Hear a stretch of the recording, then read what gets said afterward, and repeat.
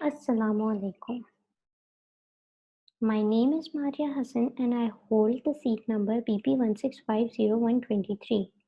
Today I am presenting this presentation in reference to course number PhD 602 Pharmacy Practice, submitted to Ma'am Shahana. My major topic is ischemic heart disease such as angina pectoris.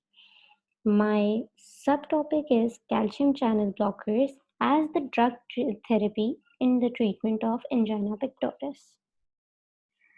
Today I am going to discuss the topics that are enlisted in this table of contents presenting on your screen. This includes introduction to angina pectoris, introduction to calcium channel blockers, a case study along with its soap notes. Here a question arises that what is angina pectoris? Before explaining angina pectoris, we should know what are ischemic heart disease. Ischemic heart diseases are coronary artery disease in which one of the coronary artery that supplies blood to heart is blocked. There are several types of ischemic heart diseases, one of which is angina pectoris. Here a question arises that what is angina pectoris? Angina pectoris is a clinical syndrome characterized by discomfort in the chest, jaw, shoulder, back, or arm.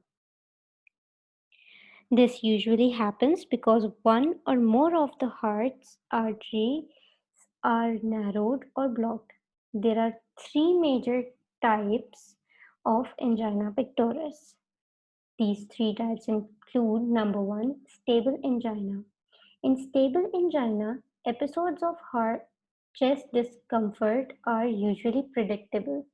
They can occur during exertion, such as running to catch a bus or any other activity, or during mental or emotional stress. Normally, the chest discomfort is relieved with rest or nitroglycerins or both. Then we have second type, which is unstable angina. In unstable angina, chest pain can occur at any time, often while a person is resting. The most common cause is reduced blood flow to the heart muscles because the coronary arteries are narrowed by fatty buildups. Then the third type, which is known as variant angina, it is also referred as Prinzmetal angina. The variant angina pectoris can happen at any time. Unlike typical angina, it nearly always occurs when a person is resting. Attacks can be very painful and usually happen between midnight.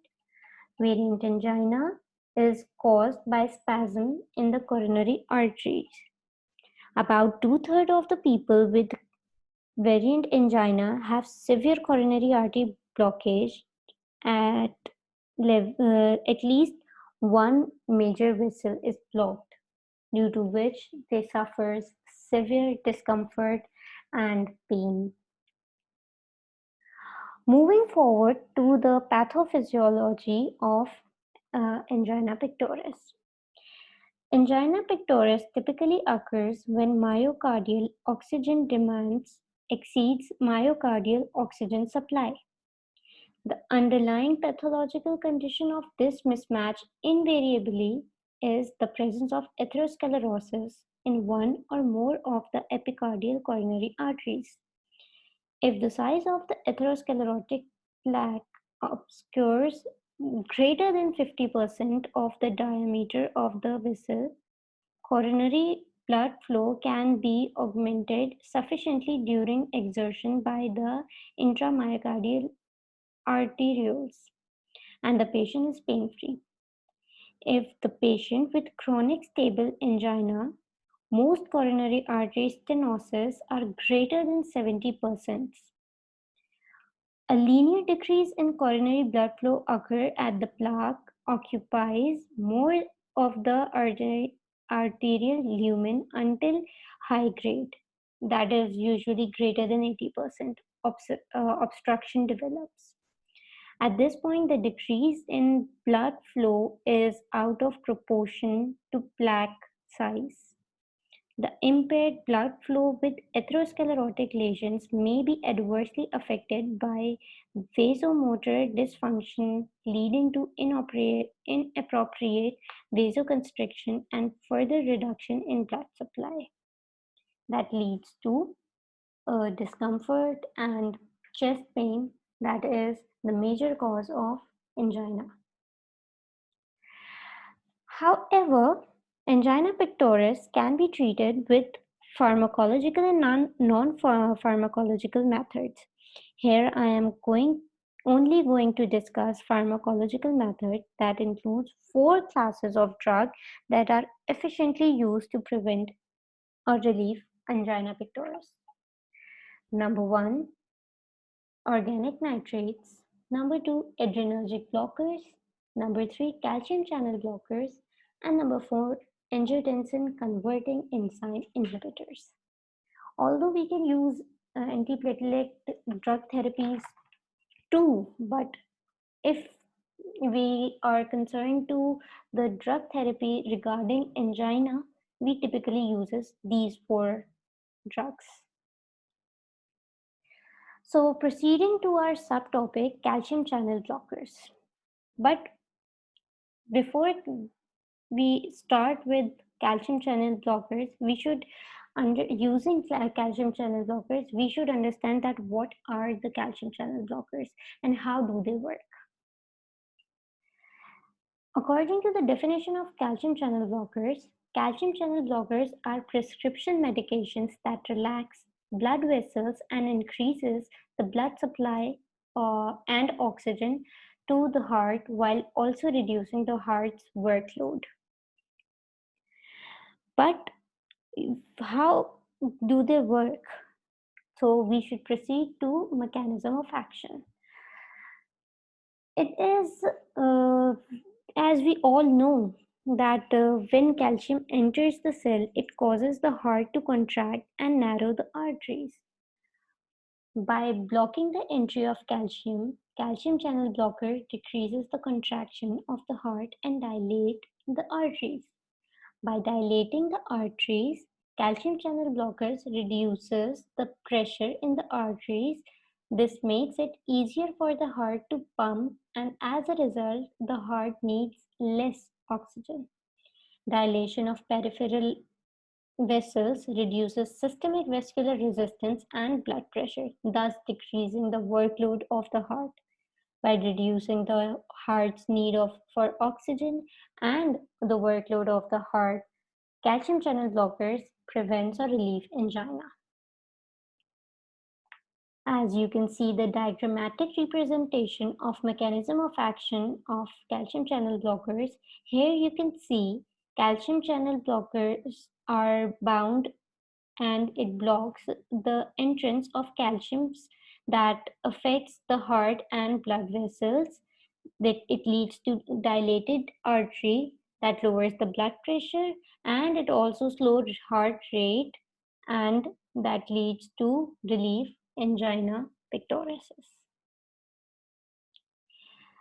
There are major categories of calcium channel blockers based on their primary physiological effects. Number 1, the non-dihydropyridines. The non-dihydropyridines have inhibitory effect on the sinoatrial and atrioventricular nodes, are resulting in the slowing of cardiac conduction and contractility. This allows for the treatment of hypertension, reduces oxygen demand, and helps to control the rate of tachydysrhythmias. Another category is dihydropyridines. The dihydropyridines in therapeutic dosing have a little direct effect on the myocardium and instead are more often peripheral vasodilators, which is why they are useful for hypertension, post intracranial hemorrhages, associated vasospasm, and migraines. As you can see, I have mentioned the table of categories of calcium channel blockers. There are the list of FDA approved calcium channel blockers, the dihydropyridines, which includes amlodipine, felodipine, istradipine, nicardipine, nifedipine, nisoldipine. Another category which are non-dihydropyridines include diphenyl alkylamines and benzothiazepines, which includes verapamil and diltiazems. These are mostly used FDA-approved calcium channel blockers. Now proceeding to our case study, which includes that BN, a 56 years old man, has just undergone cardiac catheterization, which showed two vessels coronary artery disease. He refuses to take nitrates because they causes severe headache. His medical history includes asthma and hyperlipidemia. His physician begins anti-anginal therapy with oral diltiazem 120 mg every day. Here a question arises, are the calcium channel blockers indicated for all types of angina or not? We should look forward to the SOAP notes. According to our case, our subject is, the chief complaint is by a 56-year-old man who undergoes cardiac catheterization that showed two vessels cardiac coronary artery disease. His medical history already, as mentioned, he has asthma and hyperlipidemia. His current medication is diltiazem 120 mg every day. Objective. As we know, cardiac catheterization was carried out that showed two vessels coronary artery disease. Nitrates not given as patient complains about severe headaches. Vitals are not given. With the following data, we have concluded or made following assessment that the 56-year-old man who undergoes cardiac catheterization showed two vessels coronary artery disease. The physician initiated the therapy with calcium channel blockers, that is diltiazem 120 mg every day, because the patient complains severe headache. With the intake of nitrates, we cannot proceed our therapy with nitrates. As the intolerance is there, we will look to other classes such as beta blockers. But here, beta blockers are also avoided because it may worsen the asthma of the patient. So we will proceed to calcium channel blockers as the physician initiated the therapy.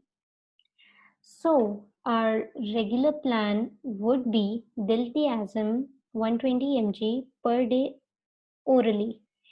We can combine our calcium channel blocker along with an antiplatelet drug that would be helpful for lowering the atherosclerotic blockage or embolic blockage of coronary artery that would lower down the coronary artery disease and so the angina. So we will continue the diltiazem as calcium channel blocker is efficiently working and can be substituted along with any antiplatelet drug without any adverse effect. So we will continue with calcium channel blocker. Beta blocker can be given if a person is tolerant, but here, as we know that the patient suffers asthma, so we will avoid beta blockers. So as beta blockers and calcium channel blockers have produced similar effects. Therefore, we will move to or select calcium channel blockers over beta blockers. The non-pharmacological treatment can be given by using balanced diet, as the history of patient showed that he had hyperlipidemia. So we will reduce the cholesterol containing products and also monitor the blood pressure regularly so that the efficiency of the drugs can be monitored. As the question arises that what is can calcium channel blockers could be given in all kinds of angina? So my answer is yes, because calcium channel blockers efficiently reduces the workload and the demand of oxygen, due to which a patient can have calcium channel blockers regularly. We can choose verapamil as well, but sometimes patient may get resistant to verapamil. Therefore, we will continue with diltiazem, which has lower side effects and more efficiency towards the patient. So, in the case of BN, who is 56 years old man, we will continue our pharmacological treatment with diltiazem along with aspirin. Thank you.